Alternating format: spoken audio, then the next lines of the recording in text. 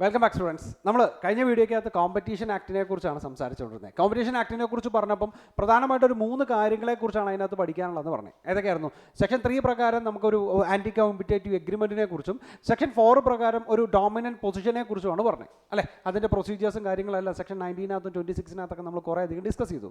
ഇവിടെ ഇതിന് മൂന്നാമത്തെ പാർട്ട് എന്ന് പറയാൻ, ദാറ്റ് മീൻസ് കോമ്പറ്റീഷൻ ആക്ടിനകത്തുള്ള മൂന്നാമത്തെ പാർട്ടായിട്ട് കയറി വരുന്ന കോമ്പിനേഷൻസിനെ കുറിച്ചാണ് നമ്മൾ ഡിസ്കസ് ചെയ്യുന്നത് as per section 5. That means ഇപ്പം ഇന്ത്യൻ മാർക്കറ്റിൽ ഈ പറയുന്ന പോലെ കോമ്പറ്റീഷൻ്റെ ഒരു ഫ്രീഡം തകർക്കാൻ വേണ്ടിയിട്ട് സിമിലർ ഗ്രൂപ്പുള്ള ആൾക്കാർ ഒരു കോമ്പിനേഷൻ ക്രിയേറ്റ് ചെയ്യുകയാണെങ്കിൽ, അല്ലെങ്കിൽ ഒരു ഗ്രൂപ്പ് ക്രിയേറ്റ് ചെയ്യുകയാണെങ്കിൽ, അല്ലെങ്കിൽ അവരൊരു അമാൽഗമേറ്റ് ചെയ്ത് അവരൊരു ഗ്രൂപ്പായിട്ട് മാറുകയാണെങ്കിൽ, അങ്ങനെ ഒരു ഗ്രൂപ്പ് ക്രിയേറ്റ് ചെയ്യുന്നത് കൊണ്ട് ഈ പറയുന്നത് പോലെ മാർക്കറ്റിനകത്തുള്ള കോമ്പറ്റീഷനെ അഡ്വേഴ്സായിട്ട് ബാധിക്കുമെങ്കിൽ അങ്ങനെയുള്ള കോമ്പിനേഷൻസിനെ നമ്മൾ റെഗുലേറ്റ് ചെയ്യും. ദാറ്റ് മീൻസ് അങ്ങനെയുള്ള ഒരു കോമ്പിനേഷൻസ് ഇവിടെ പോസിബിൾ അല്ല. അതിനെ ഈ പറയുന്ന കമ്പനീസ് ആക്ട് പ്രകാരം നമ്മൾ എന്ത് ചെയ്യും? റെഗുലേറ്റ് ചെയ്യും. സോ അങ്ങനെയാണെങ്കിൽ ഈ പറയുന്ന കോമ്പിനേഷൻ എന്ന് പറയുന്നത് ഏതൊക്കെ പ്രോസസ്സ്, അല്ലെങ്കിൽ എന്തൊക്കെ പ്രോസസ്സ് ഈ പറയുന്ന കോമ്പിനേഷൻ എന്ന് പറയുന്നതിനകത്ത് കയറി വരാം, നമുക്ക് നോക്കാം. Okay, acquisition by large enterprise. ഒരു ലാർജ് എൻ്റർപ്രൈസസ് എന്ത് ചെയ്യുന്നു? അക്യൂർ ചെയ്യുന്നു എല്ലാവരെയും. And acquisition by a group, ഒരു ഗ്രൂപ്പ് അക്വിസിഷൻ അല്ലെങ്കിൽ അക്യൂർ ചെയ്യുന്നു. അല്ലെങ്കിൽ നോക്കി, acquisition of enterprises having similar goods or services, or acquisition of enterprises by a group, ഒരു ഗ്രൂപ്പ് ഈ ഒരു എൻ്റർപ്രൈസസിനെ അക്യൂർ ചെയ്യുന്നു. എന്തിനാ? Having similar goods or services, അല്ലെങ്കിൽ merger of 2 or more companies, അല്ലെങ്കിൽ merger into A group companies. ഈ പറയുന്നതെല്ലാം കോമ്പിനേഷൻസ് ആണ്. ഈ പറയുന്നത് എല്ലാ കാര്യങ്ങളും കോമ്പിനേഷൻസ് ആണ്. സോ ഇതിനകത്ത് ഏതെങ്കിലും ഒരു തരത്തിലുള്ള കോമ്പിനേഷൻസ് ഉണ്ടായതിനു ശേഷം ആ ഉണ്ടാവുന്ന കോമ്പിനേഷൻ അഡ്വേഴ്സ് ആയിട്ട് അഫക്റ്റ് ചെയ്യുമെങ്കിൽ, ഓക്കെ, അതിനെ നമ്മൾ എന്തായിട്ട് ട്രീറ്റ് ചെയ്യുള്ളൂ? ഈ പറയുന്നത് പോലെ ഒരു ആൻറ്റി കോമ്പറ്റേറ്റീവ് നാച്ചർ ആണെന്ന് ട്രീറ്റ് ചെയ്യുള്ളൂ. അതിനെ നമ്മൾ പ്രോപ്പറായിട്ട് റെഗുലേറ്റ് ചെയ്യും. പക്ഷേ ഇവിടുത്തെ ഈ വേർഡ് മീനിങ്, കോമ്പിനേഷൻ എന്ന് പറയുന്ന വേർഡ് മീനിങ്ങിനെ 2 പ്രധാനപ്പെട്ട ക്രൈറ്റീരിയയ്ക്ക് അടിസ്ഥാനപ്പെടുത്തിയിട്ടാണ് തരംതിരിച്ചിരിക്കുന്നത്. മനസ്സിലായി? ദാറ്റ് മീൻസ് ആഫ്റ്റർ അമാൽഗമേഷൻ അല്ലെങ്കിൽ ആഫ്റ്റർ കോമ്പിനേഷൻ ആ 2 ക്രൈറ്റീരിയക്കകത്ത് കയറി വരികയാണെങ്കിൽ മാത്രമാണ് നമ്മൾ അതിനെ കോമ്പിനേഷൻ ആയിട്ട് ട്രീറ്റ് ചെയ്യണേ. അത് എന്തൊക്കെയാണെന്ന് നോക്കാം. Okay, any acquisition of control, shares, voting rights or assets, എന്ത് വേണേലും ആവാം. കൺട്രോൾ ആവാം, ഓക്കെ, കൺട്രോൾ ആവാം, അല്ലെങ്കിൽ ഷെയർസ് ആവാം, വോട്ടിംഗ് റൈറ്റ്സ് ആവാം, അല്ലെങ്കിൽ അസറ്റ് ആവാം. നോക്കേ എങ്ങനെയാ? Parties to the acquisition, or the second one, the enterprises whose control have been acquired along with the enterprises over which the acquirer already control. And the third one, enterprises after merger and amalgamation. That means ഈ 3 കേസിനകത്തും 5A ആണെങ്കിലും 5B ആണെങ്കിലും 5C ആണെങ്കിലും ഈ 3-നകത്ത് parties ആണെങ്കിലും ശരി, enterprises അല്ലെങ്കിൽ group of enterprises ആണെങ്കിലും ശരി, അതല്ലെങ്കിൽ ഈ ലാസ്റ്റ് വൺ പറഞ്ഞ മെർജർ ആണെങ്കിലും ശരി, after combination, okay, having India, അവർക്ക് 2000 കോടി രൂപയ്ക്ക് മുകളിൽ അസറ്റ് ഉണ്ടെങ്കിൽ, ദാറ്റ് മീൻസ് പുതിയതായിട്ട് ഉണ്ടാവാൻ പോകുന്ന കമ്പൈൻഡ് ഫേം അല്ലെങ്കിൽ റിസൾട്ടിംഗ് ഫേം, അവർക്ക് ഇന്ത്യയിൽ 2000 കോടി രൂപയ്ക്ക് മുകളിൽ അസറ്റ് ഉണ്ടാവണം. അതല്ലെങ്കിൽ ഈ പറയുന്നത് പോലെ 6000 കോടി രൂപയ്ക്ക് മുകളിൽ ടേൺ ഓവർ ഉണ്ടാവണം. മനസ്സിലായി? സോ കോമ്പിനേഷൻ്റെ ഒരു പ്രധാനപ്പെട്ട ഒരു ക്രൈറ്റീരിയ പറയുന്നത് ഈ 2 കണ്ടീഷൻസിൻ്റെ അടിസ്ഥാനത്തിലാണ്. ഒന്ന് അസറ്റും പിന്നെ ഒന്ന് ടേൺ ഓവറും. സോ നോക്കിയേ, ഇന്ത്യക്കകത്ത് ദാറ്റ് മീൻസ് ഈ പറയുന്ന പാർട്ടീസോ എൻ്റർപ്രൈസസോ അല്ലെങ്കിൽ മെർജറോ അമാൽഗമേഷനോ സംഭവിച്ചതിന് ശേഷം ഉണ്ടാവുന്ന റിസൾട്ടിംഗ് കമ്പനിക്ക് ഇന്ത്യക്കകത്ത് 2000 കോടി രൂപയുടെ അസറ്റോ അല്ലെങ്കിൽ 6000 കോടി രൂപയുടെ ടേൺ ഓവറോ ഉണ്ടെങ്കിൽ അതിനെ നമ്മളിവിടെ ഒരു കോമ്പിനേഷൻ ആയിട്ടാണ് ട്രീറ്റ് ചെയ്യുന്നത്. ഇനി ഇവിടെ നോക്കിയേ, having India or outside India, ഇന്ത്യക്കകത്തും പുറത്തുള്ളതിനെ കുറിച്ചാണ് ഡിസ്കസ് ചെയ്യുന്നത്. ഇവിടെ നോക്കിയേ, അസറ്റ് 1000 മില്യൺ, മനസ്സിലായി? അതായത് ഇന്ത്യക്ക് പുറത്താണെങ്കിൽ 1000 മില്യൺ അസറ്റ്സ് ഉണ്ടായിരിക്കണം, 1000 മില്യൺ റുപ്പീസിൻ്റെ അസറ്റ് ഉണ്ടായിരിക്കണം. ആൻഡ് അതിനകത്ത് 1000 കോടി രൂപയ്ക്ക് മുകളിൽ എവിടെ ഉണ്ടായിരിക്കണം? ഇന്ത്യക്കകത്ത് ഉണ്ടായിരിക്കണം. മനസ്സിലായി? 2 കണ്ടീഷൻ. അതിനകത്തല്ല, 1000 കോടി രൂപയ്ക്ക് മുകളിൽ ഇന്ത്യയിൽ അസറ്റ് ഉണ്ടായിരിക്കണം. സെക്കൻഡ് വൺ നോക്കി, ടേൺ ഓവർ എന്ന് പറയുന്നത് 3000 മില്യൺ ആണ്. അതുകൂടാതെ ഈ പറയുന്ന 3000 കോടി രൂപയുടെ ടേൺ ഓവറും എവിടെ ഉണ്ടായിരിക്കണം? ഇന്ത്യക്കകത്തുണ്ടായിരിക്കണം. സിറ്റുവേഷൻ മനസ്സിലായി? സോ നോക്കി, ഇങ്ങനെ ദാറ്റ് മീൻസ് ആഫ്റ്റർ അമാൽഗമേഷൻ ആ ഒരു റിസൾട്ടിംഗ് ഫേമിന് അല്ലെങ്കിൽ കമ്പൈൻഡ് ഫേമിന് ഈ അസറ്റും ഈ ടേൺ ഓവറും ഉണ്ടെങ്കിൽ ഇതിനെയാണ് നമ്മൾ എന്തെന്ന് പറയണേ? കോമ്പിനേഷൻ എന്ന് പറയണേ. ഞാനിവിടെ 1 ബില്യൺ ഈക്വൽ ടു 1000 മില്യൺ എന്നും കൂടെ ഇട്ടിട്ടുണ്ട്. ദാറ്റ് മീൻസ് ചില ക്വസ്റ്റ്യൻസിനകത്ത് മില്യൺ അല്ല, പകരം ബില്യൺസ് ആണ് തന്നിരിക്കുന്നത്. സോ അതിന് വേണ്ടിയിട്ടാണ് ഞാൻ അങ്ങനെ ഇട്ടെ. 1 ബില്യൺ എന്ന് പറയുന്നത് 1000 മില്യൺ വരും. ദാറ്റ് മീൻസ് ഇവിടെ 1 ബില്യൺ വരും, ഇവിടെ 3 ബില്യൺ വരും. കേട്ടോ, നിങ്ങൾ ഒന്ന് ഓർത്തിരുന്നാൽ മതി. സോ കോമ്പിനേഷൻ എന്താണെന്ന് മനസ്സിലാക്കുക. ആ കോമ്പിനേഷൻ ഒരു കാരണവശാലും എന്താവരുത്? ഈ പറയുന്നത് പോലെ കോമ്പറ്റീഷൻ ആക്ട് അല്ലെങ്കിൽ കോമ്പറ്റീഷനകത്ത് ഒരു അഡ്വേഴ്സ് എഫക്റ്റ് ഉണ്ടാക്കരുത്.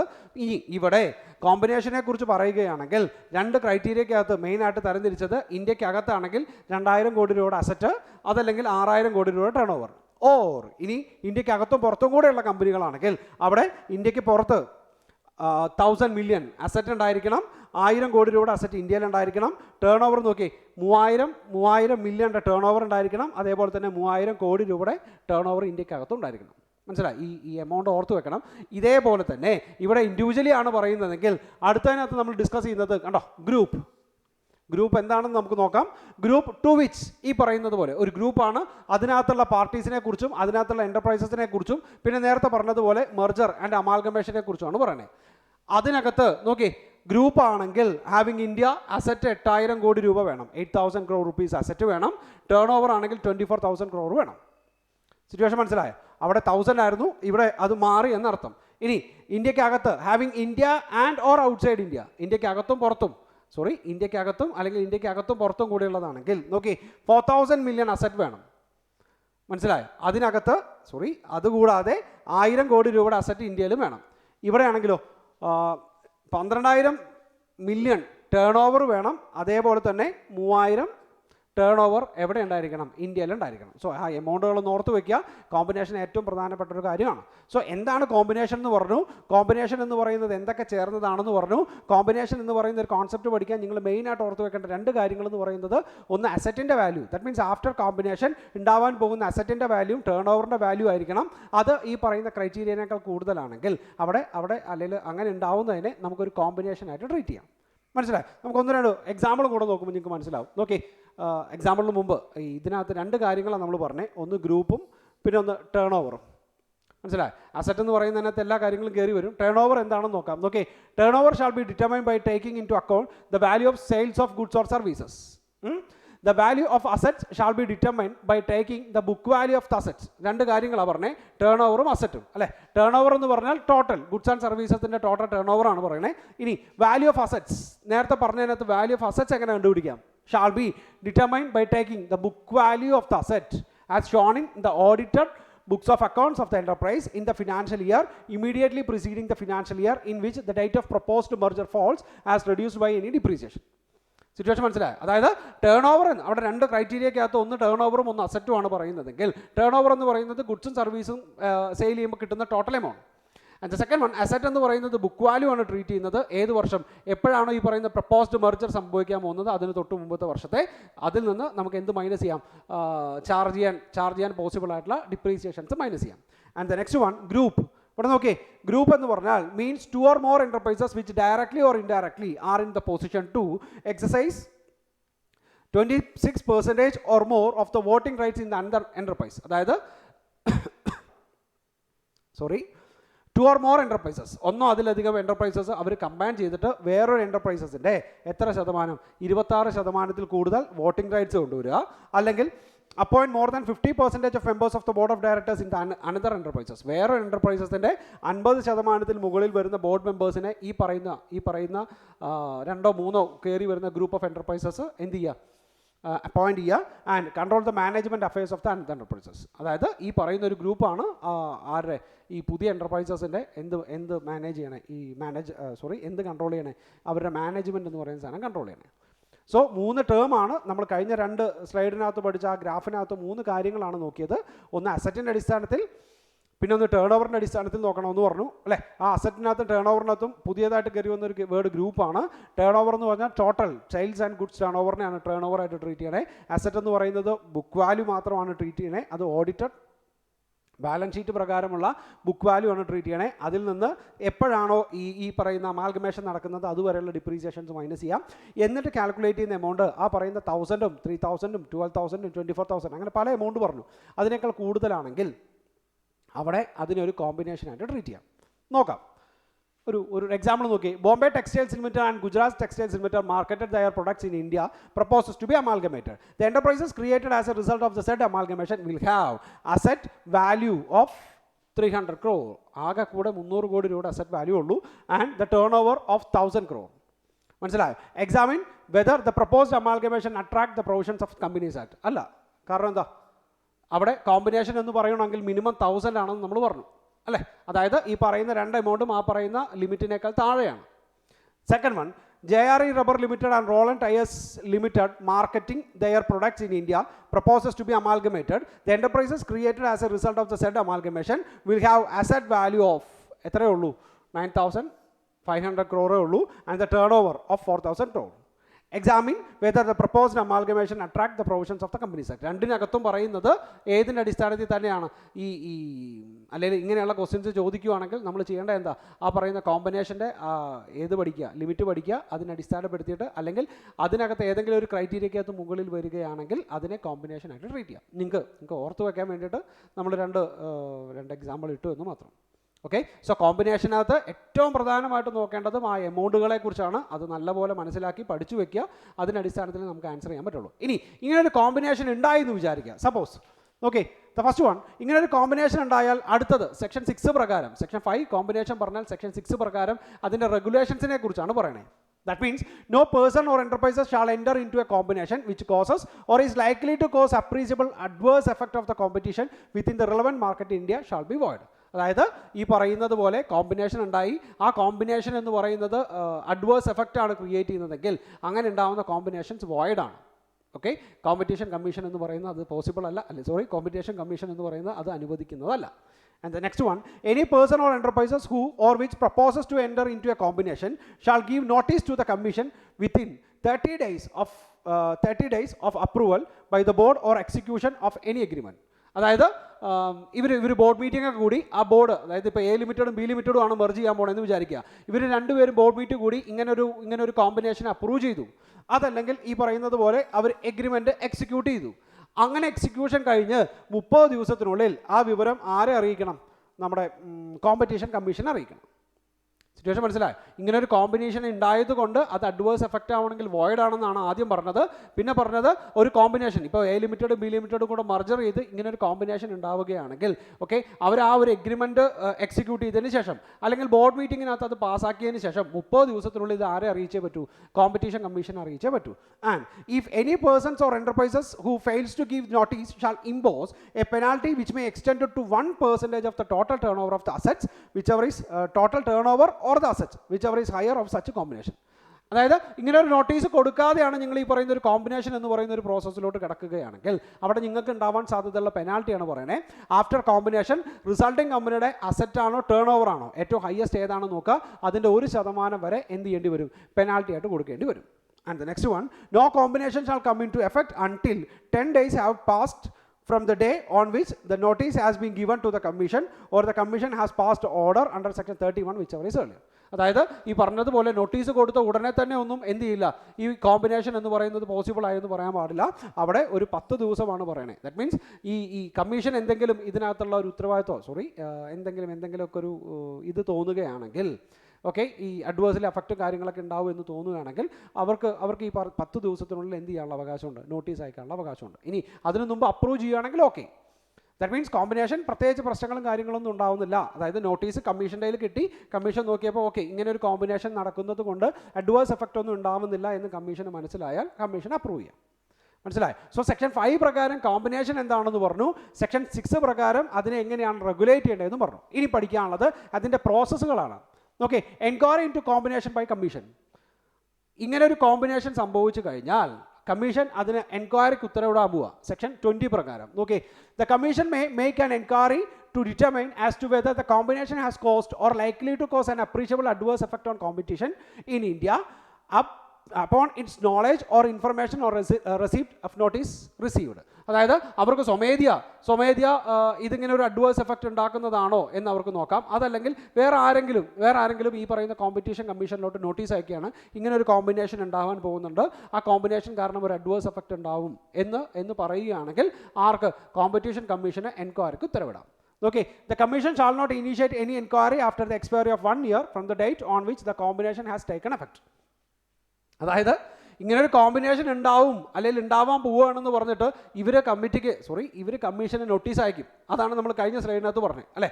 അത് കഴിഞ്ഞ് 1 വർഷമായിട്ട് നമ്മൾ അതിനകത്ത് യാതൊരുവിധ എൻക്വയറിയോ കാര്യങ്ങളൊന്നും എടുക്കാതിരുന്നാൽ ഓക്കെ, അത് കഴിഞ്ഞാൽ ആ ഒരു 1 ഇയർ ഈ നോട്ടീസ് അയച്ചതിന് ശേഷം 1 ഇയറിന് ശേഷം പിന്നെ എന്ത് ചെയ്യാൻ പാടില്ല?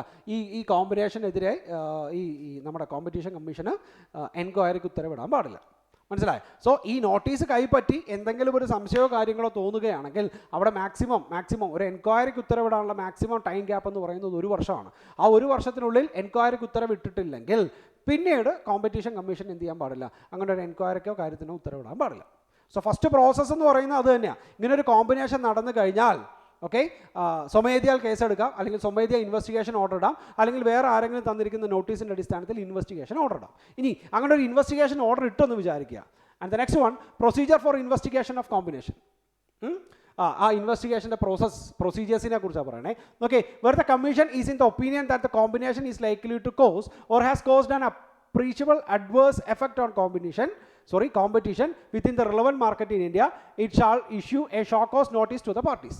അതായത് ഇങ്ങനെ ഇൻവെസ്റ്റിഗേറ്റ് ചെയ്തിട്ട് എൻക്വയറി കഴിഞ്ഞ് അവർക്ക് മനസ്സിലായി ഒരു അഡ്വേഴ്സ് എഫക്റ്റ് ഉണ്ടാവുമെന്ന് മനസ്സിലായാൽ എന്ത് ചെയ്യണം, പാർട്ടീസിന് ഷോക്ക് കോസ് നോട്ടീസ് അയക്കണം. ഇപ്പോൾ എ ലിമിറ്റഡും ബി ലിമിറ്റഡും ആണെന്ന് വിചാരിക്കുക.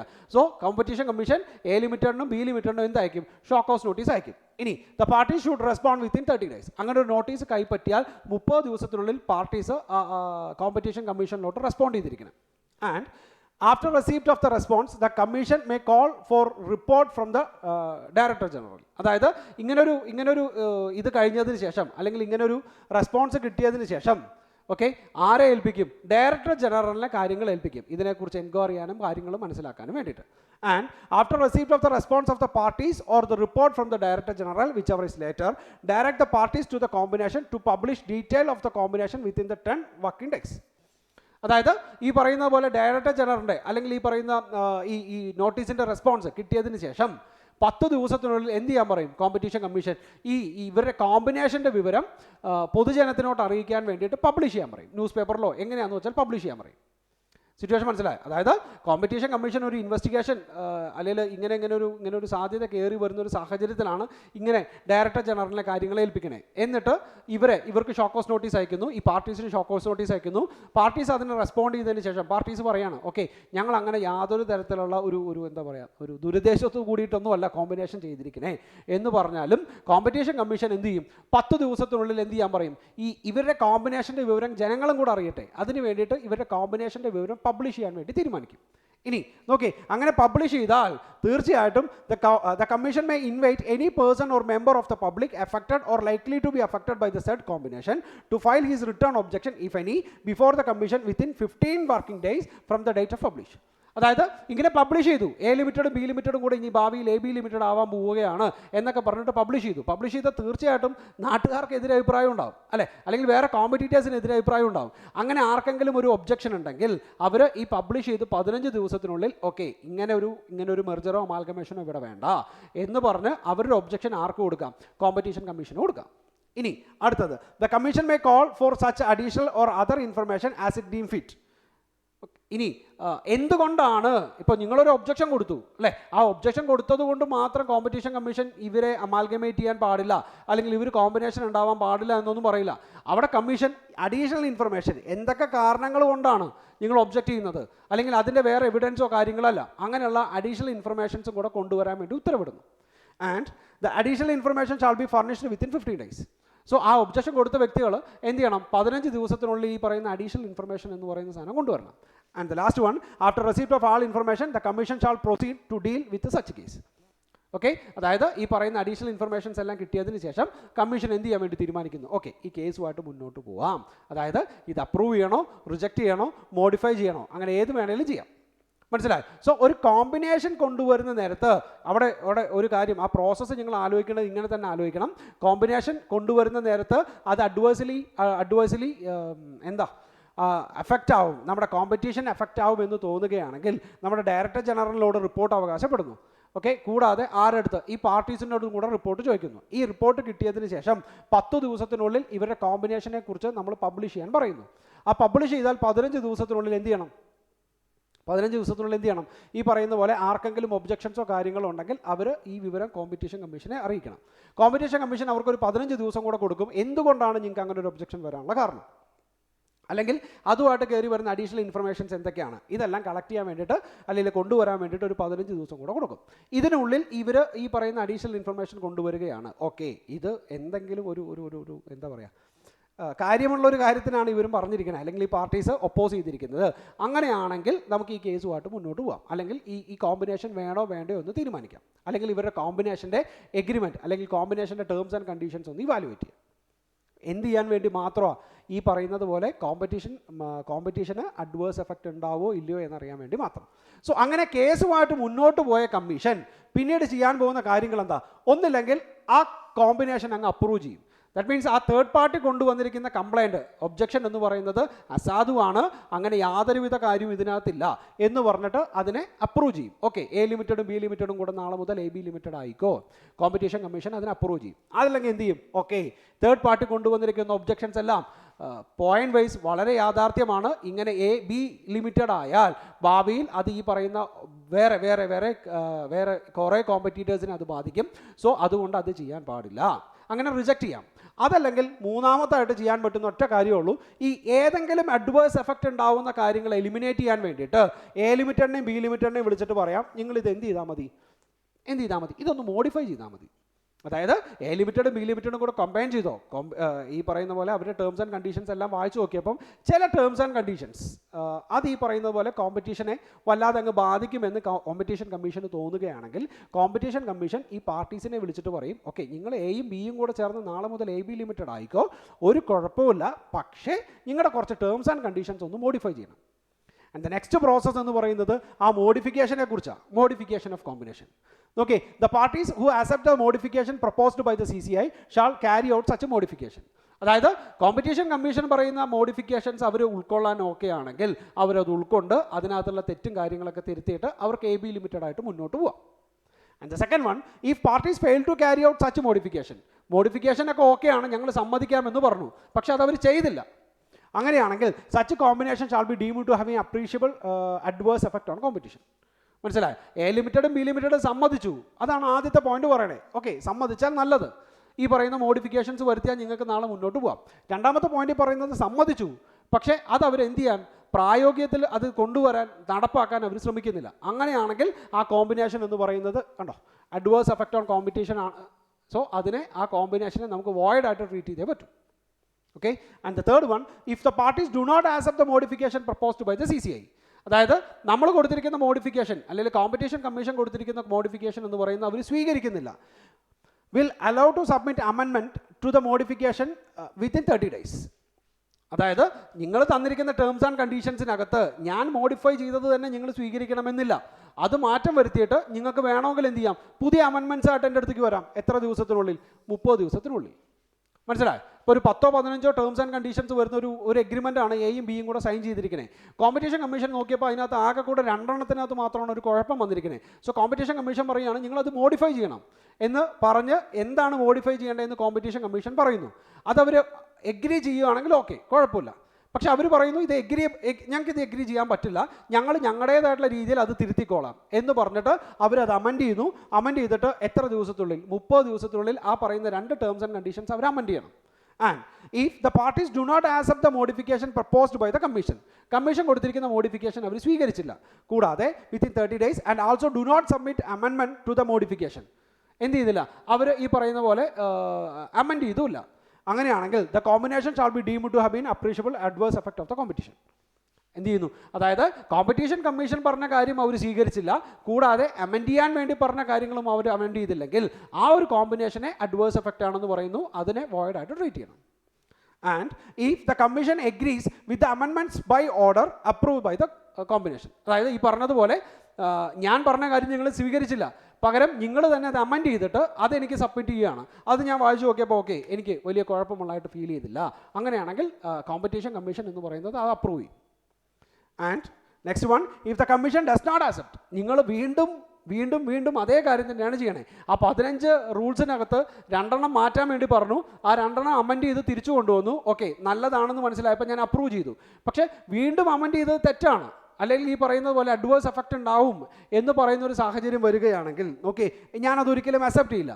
Then the parties shall allowed a further period of 30 days within which such a party shall accept the modification proposed by the commission. എന്ത് ചെയ്യുന്നു? ഒരു 30 ദിവസം കൂടെ സമയം കൊടുക്കുന്നു. ആ 30 ദിവസത്തിനുള്ളിൽ നിങ്ങൾ അമെൻഡ് ചെയ്ത് റെഡി ആയില്ല, സോ ഞാൻ എന്ത് ചെയ്യാം, അമെൻഡ് ചെയ്ത് തരാം, അല്ലെങ്കിൽ എൻ്റേതായിട്ടുള്ള മോഡിഫിക്കേഷൻസ് പറയാം. ആ 30 ദിവസത്തിനുള്ളിൽ നിങ്ങൾ ആ മോഡിഫിക്കേഷൻ സ്വീകരിക്കുകയാണെങ്കിൽ കുഴപ്പമൊന്നുമില്ല. ഇനി ആ 30 ദിവസത്തിനുള്ളിൽ നിങ്ങൾ മോഡിഫിക്കേഷൻ സ്വീകരിച്ചില്ലെങ്കിലോ, if parties fail to accept, the combination shall be deemed to have been adverse effect of the competition.